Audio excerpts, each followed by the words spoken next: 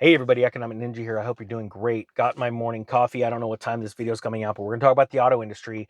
I just got off the phone the other night with someone huge insider into the auto industry, not only general manager before of large dealerships, but we're talking about a finance manager that works in a massive dealership. We're talking big, but I can't divulge all that information, but I'm going to divulge what I learned from him about that. But first, we're going to dive into a story about the auto industry, and it has to do with what he's talking about. Tip of the negative equity iceberg. A record number of Americans are grappling with $1,000 car payments, and many drivers can't keep up. Dodge these two loans or these two loan mistakes to stay ahead. It says with a record 16% of American consumers paying at least $1,000 a month for their cars. It's let me stop there actually. First off, if you like this kind of content about autos, because I can't wait for the auto crisis, I want to be able to buy my dream cars. There's a list of 6 in front of you guys, and we all celebrate this because we've been waiting. We've been getting prepared for this, right? Put in the comment section what you think about the auto crisis and what your favorite car, the one that you want to buy when this thing all goes crashing down. It's coming down around us. It's going to get a lot better at the end of the year. But let me explain something. 16% of American consumers paying at least $1,000 a month. Those are the 16% of people that are highly leveraged. And I'm going to share with you one person that even makes around a couple of $1 million a year and how bad it is. All right. So it's not just the poor and lower middle class, it's the upper middle class and the wealthy. All right. So let me explain that to you in a second. All right. The percentage, oh, it says right here, that percentage, the people that are behind $1,000 a month on their cars, it's no surprise that drivers are starting to fall behind on those bills. The percentage of borrowers at least 60 days late on their payment is higher today than it was during the peak of the Great Recession in 2009. That should get you excited and scare the piss out of you at the exact same time. That means we're that much closer to even more bank failures because companies, certain banks, especially credit unions, they have a ton of car loans on their books. Okay. Um, says right here, there are multiple factors driving this trend. Car financing costs are climbing as Federal Reserve continues its aggressive campaign of interest rate hikes to combat persistent inflation. At the same time, used car values are dropping, leaving debtors at risk of owning more money than their car is actually worth. As your monthly car costs increase, you can dodge a debt default by avoiding 2 common auto mistakes. Check this out.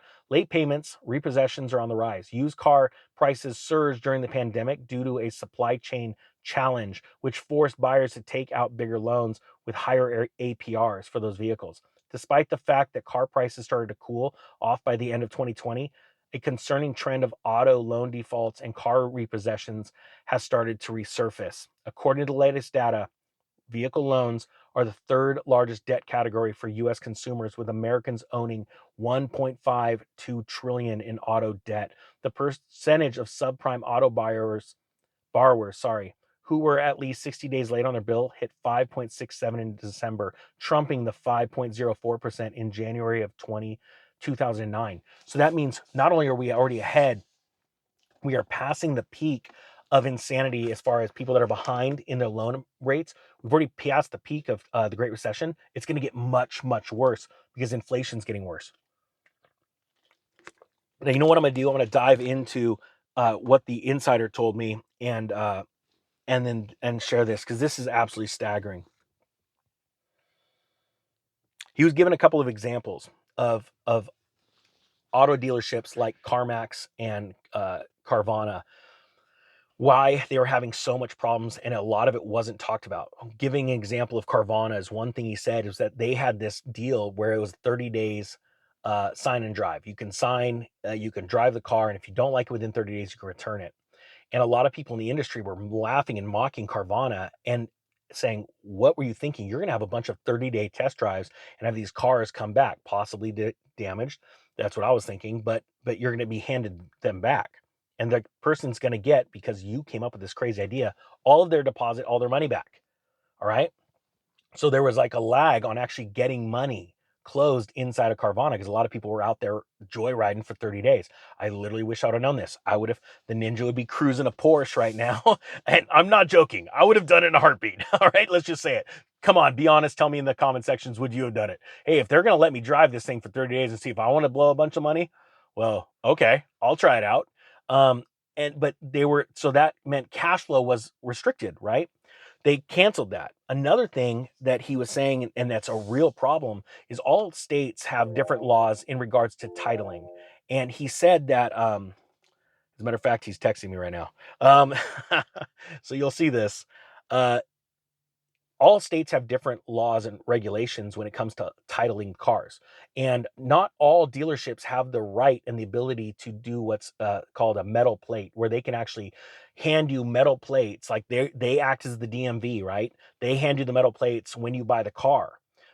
This is a very prestigious honor because it makes the process of for the dealership to be able to transfer title much smoother. And the reason why dealerships want transfers to run smooth, and he gave an example.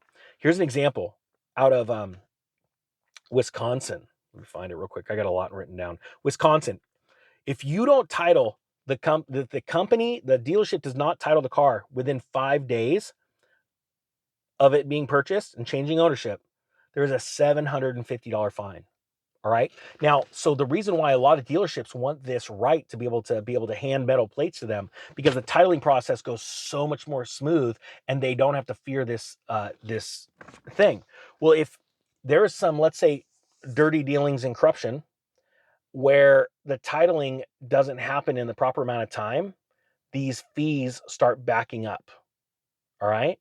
And right now we're seeing a big uptick, and he was telling me about a huge uptick, and he's seen it firsthand in dealers that he has associated with before, where they are selling on the used car market. They're not doing these massive, 150-point inspections, and there's leaves and debris underneath the floor mat, because after the car was detailed, you can take the carpet and lift it up and see the debris from flood damage, dirt, silt, things like that. And what they're finding is that these companies are washing, there's a middleman washing these titles so that when they get to the dealership, it shows that there's no damage. And it's just, it blows me away. And what is happening with a lot of dealers is they go, no worries, I'm going to I'm going to include a warranty. I'm going to include a warranty.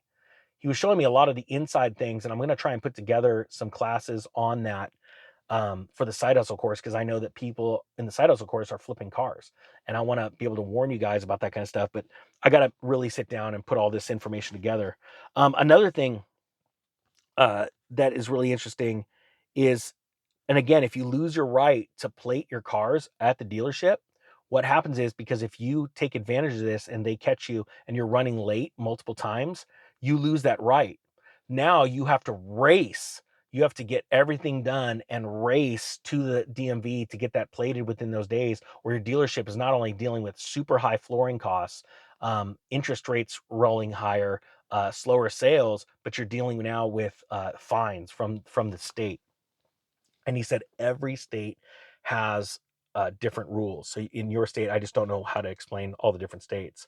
Now, one thing he said is that he is selling a lot of cars.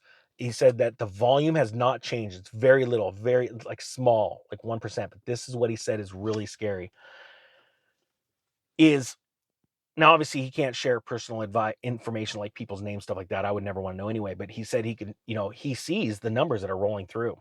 And the other day, somebody of high net worth, well, no, not high net worth, high income, to the tunes of millions of dollars, a couple $1 million, actually went in for financing. Had, you make a couple $1 million a year, but don't have enough to buy $100,000 car cash. Think about this. How much is a couple $1 million a year after taxes broken up in your paycheck? Can't afford a $100,000 car. Finance a $100,000 car, and had $1.5 million worth of credit card debt. Credit card debt. Think about that. If he's not on a 0% plan and rolling that over multiple times, he's paying massive amounts of interest each month. He is right now a walking bankruptcy case. And he went and financed a $100,000 car, and the bank did it. That's the scary thing. That's what you need to understand. The banks are doing it. Why? Because the banks are taking fees. They're getting that initial income. They're trying to wrap those loans up and sell that paper off. All right. I want to find more insiders that are actually trying to sell the physical paper. And when I say paper, I'm talking about a loan that's bundled up from a bank with other loans, auto loans, and it's all in one category. So let's say subprime auto debt. They stack up a bunch of these loans, probably hundreds, if not 1,000, and they'll sell it off to a pension fund or another bank seeking that kind of return. And it's very similar to junk bonds, where if this is subprime auto debt, it carries an interest rate of, now check this out. I'm going to share this with you. This is something else he shared with me. He gave an example. So he's talking about Wisconsin. He also said, do you know that in Tennessee, there's a maximum interest rate that an auto dealer can charge on auto loans? Subprime, 54%. Now, he said he knows somebody in the industry down in Tennessee that keeps everything, and it's called a sign here, buy here, or pay here, uh, buy here, pay here, right? Pay here, buy here, pay here, where you literally go in and you do the financing in-house right there. You get it all done and you drive away in the car. He said he knows somebody that says, I'm sticking to, even though I can charge 54%, I'm not going above 24.99%. Still, think about that. There are people with subpar credit that are so desperate to go get a car that they can't afford. And he's going to bring me some examples of cars that people are paying double the price of used cars, right? And we're talking $40,000-$50,000 cars, right? They're paying $80,000 after you look at the credit, the interest rate. These people are desperate, and it is going to lead to a catastrophic failure in the subprime auto loan business. You're going to see banks fail left and right. And I believe you're going to see the massive failures coming in Q3 and Q4 this year. Guys, it's a super exciting time because I'm waiting to buy my cars. I know you're waiting to buy your cars. Tell me in the comment section what you're going to buy. I know my first car is probably going to be a 911 GT3. I'm going to get the 2018 right now. I can pick that car up for like 170 grand, but I have a feeling that I'm going to be showing you all on YouTube that I'm going to be buying it literally for about $60,000. And I'm also going to know how to run through it to make sure that the odometer wasn't ran back. There's a special little trick. Guys, I hope you had a great day. The Economic Ninja is out.